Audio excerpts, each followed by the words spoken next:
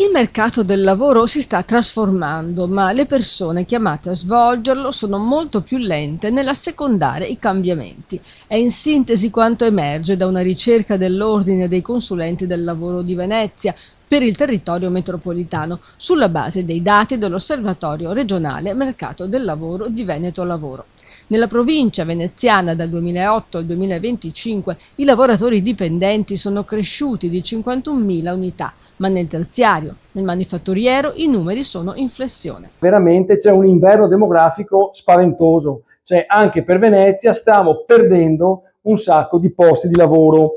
Quindi la struttura del mercato del lavoro cambia più velocemente della forza lavoro stessa. Avremo bisogno di lavoratori, ci saranno delle attività, specialmente perché Venezia lavora sul terziario, e altra cosa da dire che purtroppo le situazioni della manifattura invece non è così, perché nella manifattura, specialmente poi con le disgrazie secondo me dell'Europa anche sull'automotive, moltissime attività, faccio un esempio pratico così capiamo meglio, della Mercedes che venivano fatte in zona, visto che poi la Mercedes, la BMW, la Volkswagen chiudono gli stabilimenti in Germania, tutto il mercato italiano che forniva il pellame, forniva una serie di attività al mercato tedesco per le macchine, sta andando in crisi, quindi abbiamo una diminuzione di oltre il 40% e questo si vede anche dalle casse integrazione che sono in crescita.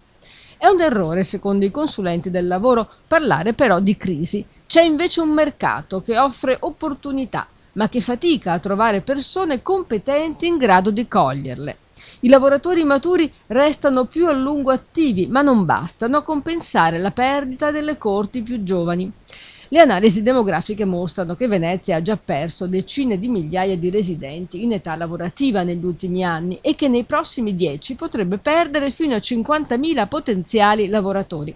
Non è un dato statistico, è un campanello d'allarme che riguarda la tenuta del sistema produttivo. Spesso noi importiamo anche dall'estero dei lavoratori di lavori poveri, devono importare attività più ricca, più importante, perché il confronto su questo settore diventa anche a livello gestionale e fiscale un confronto complicato perché poi le rimesse vengono portate tutte all'estero, i lavoratori percepiscono dei redditi abbastanza bassi, pagano poca IRPEF e invece prendono un assegno unico consistente, hanno una serie di benefici, di benefit all'interno del welfare italiano e questo porta sicuramente ad un impoverimento della nostra economia e non ad un arricchimento.